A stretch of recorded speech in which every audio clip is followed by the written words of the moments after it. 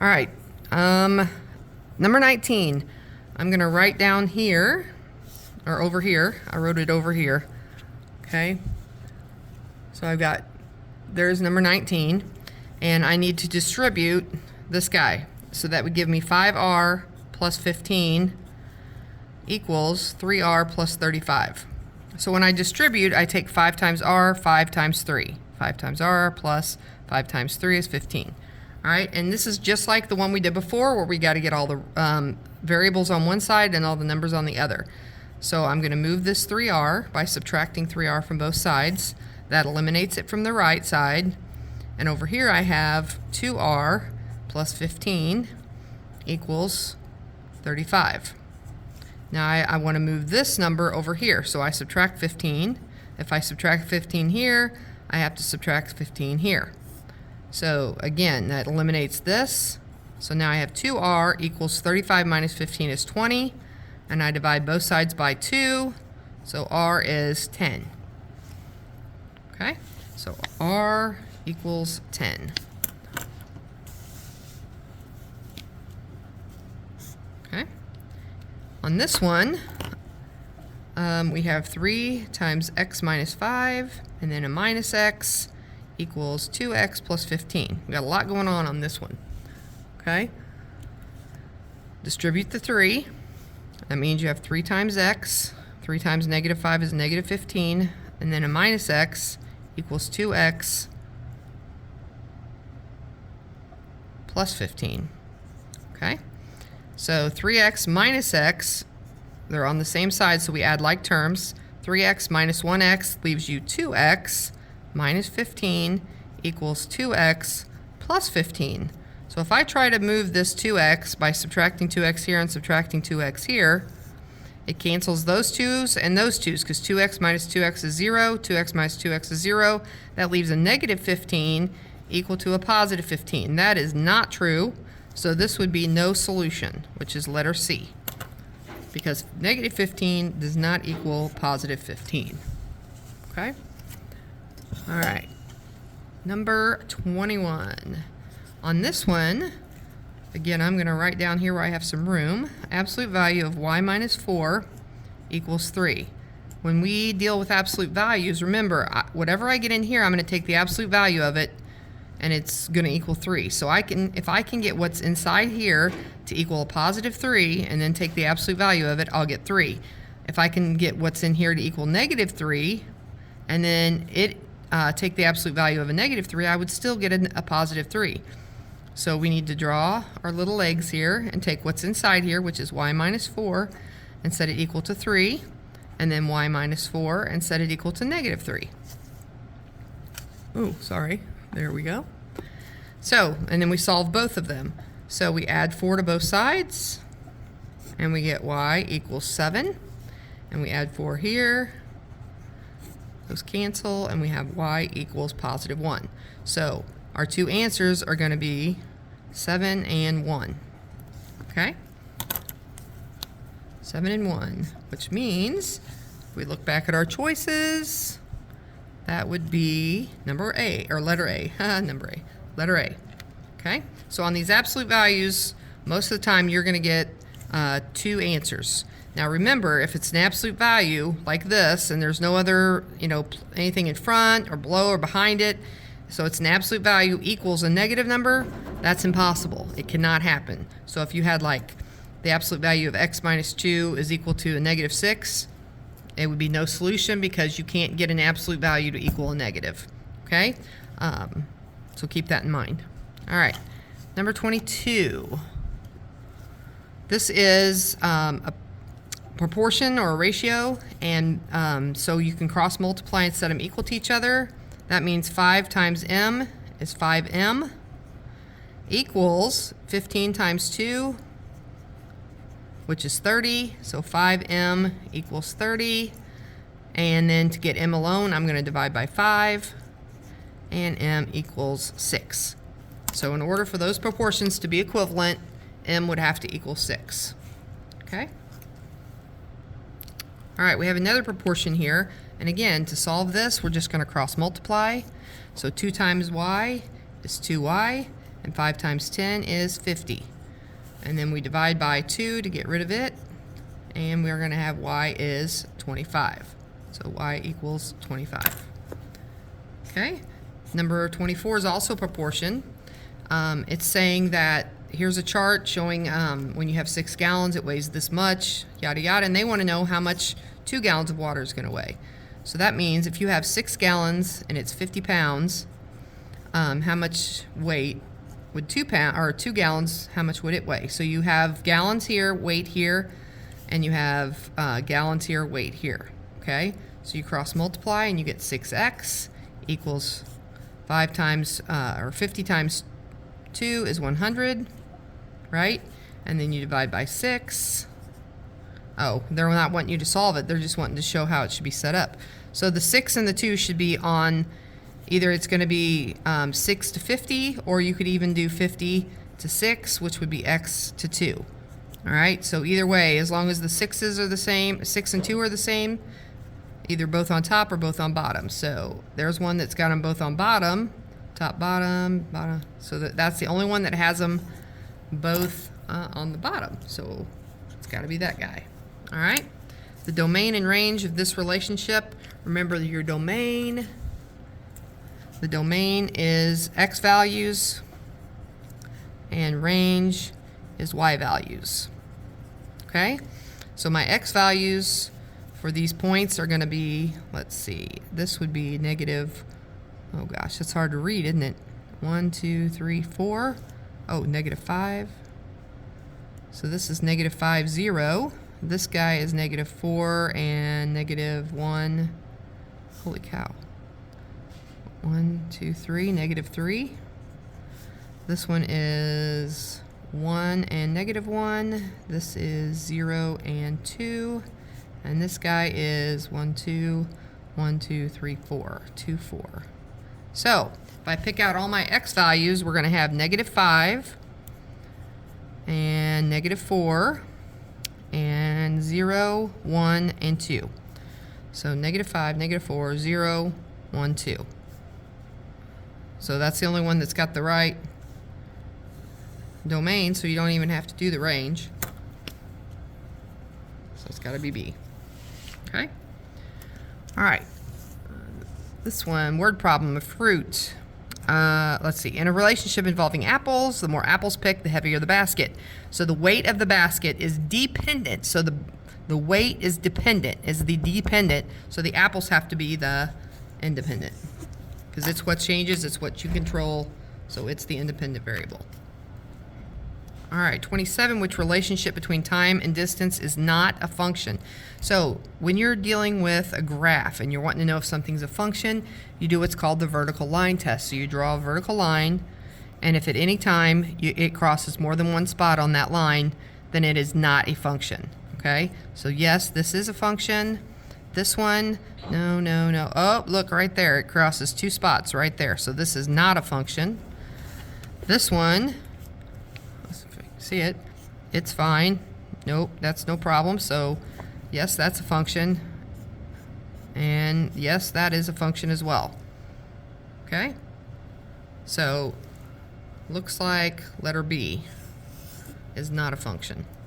Okay, on 28, they want you to find out if you have this function and you put the function of 6 instead, that means you're going to put 6 in for x.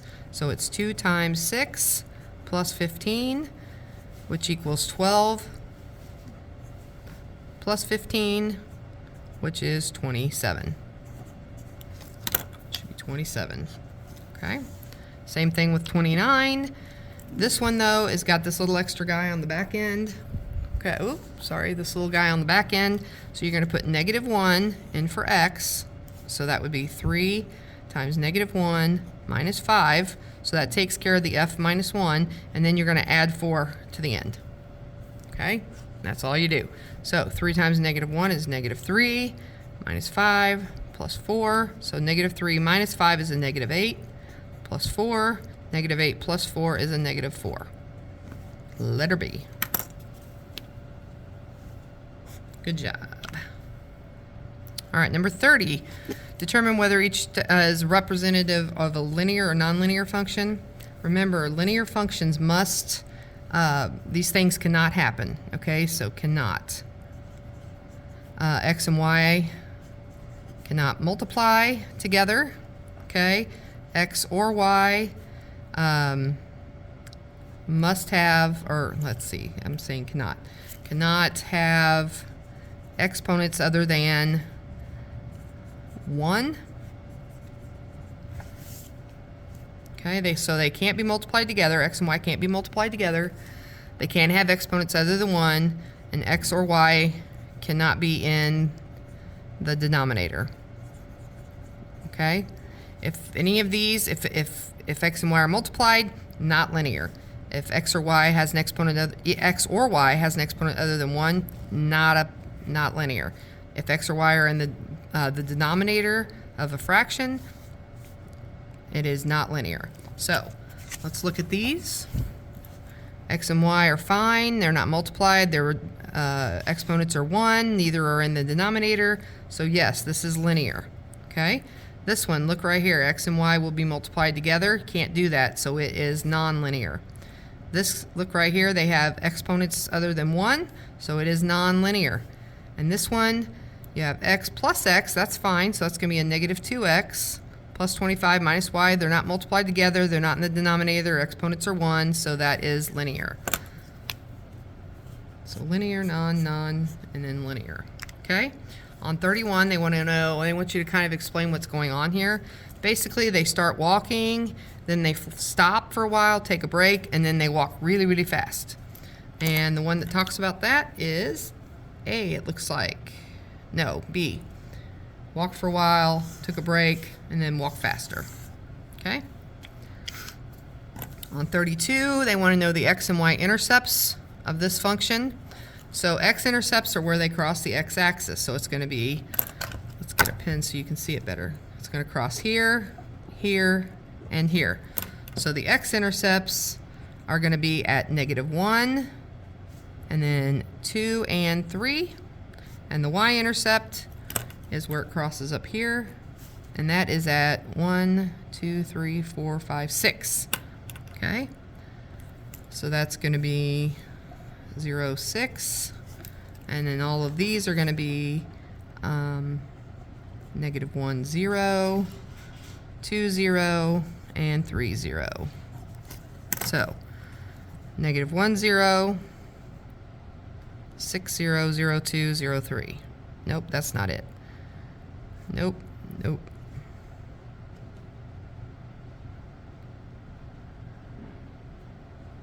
To this one. Right here, because the x is -1, 2, and 3, and the y is 6. So it's going to be letter B. Okay? They want you to graph 33. They want you to graph using the x and y intercepts. So we have to find those first. So 3x plus 9y equals 27. So remember, the x-intercept, y is 0. So if I put 0 in here for y, that's going to leave us with 3x equals 27. If I divide both sides by 3, I'll get x is 9. So the x-intercept is at 9. So we go over here and put a dot. And then to find the y-intercept, we put a 0 in for x. So put 0 there. 3 times 0 is 0. So that's basically gone. And then you have 9y equals 27. So you divide both sides by 9. And you get y equals 3. So the y-intercept is 3. So we go up 3. 1, 2, 3. And there's our intercepts. And then we just connect them and have our line. And there we go. All right, on 34, they talk about Lisa diving off the pool, going underwater, and then coming back up. And they want to know, what interval is this graph negative? Well, remember, anything below the x-axis is negative, right? And anything above the x-axis is positive. So it's negative from here to here. And that is x is 1, and that is x is 5. So it goes between where x is 1 and x is 5.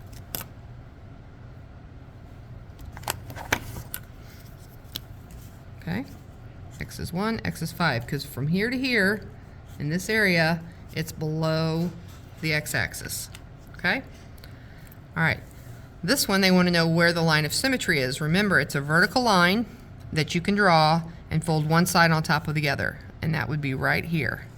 So if I took this and folded this side over here, it would fold right on top of that. So that is at x equals 1. So x equals 1 right there. Okay? And I kind of got ahead of myself. They want to know also if this is linear. No. Look at it, it's all wobbly. I mean, it's linear is a straight line, like straight line. Okay? That obviously has got a bunch of curves in it, so it is non-linear. Okay? Non-linear. On 36, they want to know the extremes. This is a maximum, and this is a minimum. All right, so the relative maximum is going to be letter A, and the relative minimum is letter B. Okay, on this one, they want to know about some key features as you move left to right. So you want to pretend that you're over here, and you're trying to get across to this side. And as you do, when you come to this, in order to get over here, you're going to have to go up. Okay, so that means it's increasing from everything from -1, because that's at -1. From anything smaller than -1, it's increasing. Okay, so when x is less than 1, the function is increasing. Okay, and then once you get to here at 0, where x is 0, it goes down. It's like you slide down. So from 0 to 2.5, it's decreasing. So from 0 to 2.5, it is decreasing. And then once you get from 2.5 on, you're going back up again, so you are increasing. So increasing, then decreasing, then increasing again. Okay? All right, on 38, table shows many calories that are burned when laughing. They want you to graph this function. So a couple things. They don't give you a x-intercept or anything. So I would, minutes, that's your time, is always going to go down here on the bottom. Okay? And then your calories will go over here. All right? So it's going to be 1, and then 2, 3, 4. Okay? You can kind of spread them out. And then 3, 5, it goes from 3 to 9. So I would go 3, 6, 9 maybe? Nah. I would just do them by ones. Heck, 1, 2, 3, 4, 5, 6. I've lost my place. 7, 8, and 9, right? So 1 minute is 3, right there. 2 minutes is 5, which is right there. 3 minutes is 7. And 4 minutes is 9, right? Right there. Just like that. Okay? And there's your graph. All right, at the amusement park, tickets to the amusement park cost $35 for adults, $20 for children. This equation is 35x, so 35 times the number of adult tickets you sell, plus $20 times the child's tickets you sell, equals $140, and that shows how many adults and children that you can buy for $140. Okay? And it says, if no children go, how many adults can go? So that means, if no children go, that means you just cross out the 20y. You just get rid of that guy. And so what you end up with is 35x equals 140. And so you divide both sides by 35, and x is 4, which would be letter C. Okay? Which describes the slope of a horizontal line. You guys should know this by now. A horizontal line goes like this. If slope is rise over run, how much does this rise up and down? It doesn't. It's 0 over any number you want to put under there. But if you have a 0 on top, it's going to be 0. Now, if it was opposite, if it was a vertical line, then your top number would be 6 or 5 or 12 or 563 or whatever number you picked, right? But it doesn't change side to side, so it'd be 0 on the bottom, which would then be undefined. Okay? So, horizontal, slope is 0, vertical, undefined. Okay? There also, this means this would be a y equals some number. So like y equals 6, y equals 12, y equals 576, whatever. And this one, a vertical line, is going to be x equals some number. Okay? So like 6, 12, 576, whatever. Okay? So in this case, horizontal line slope is 0. All right, last page. Which graph has a slope of -2? Well, negative, you know, is going to go this direction. So the only two that have slopes that go that direction are B and C. So that means you can cross out A and you can cross out D. And then all you have to do is find out, just draw your little triangle and see how much it changes up and down divided by how much it changes left and right. Well, this one changes 2 up and down and 4 left and right. So that's 2 over 4. I don't know if you can see this. 2 over 4, which is 1 over 2, 1/2. That's not it. So I hope this is right because otherwise we'll be a mess. This changes 1, 2, 3, 4 over 1, 2. So 4 divided by 2 is 2. So yes, it is C. Letter C. Okay? It goes down and it changes 4 divided by 2. Okay? Last one. This one is a little tricky. First of all, I would rearrange this equation into y equals mx plus b form, okay? Which is y equals 3/4 x and then minus 4.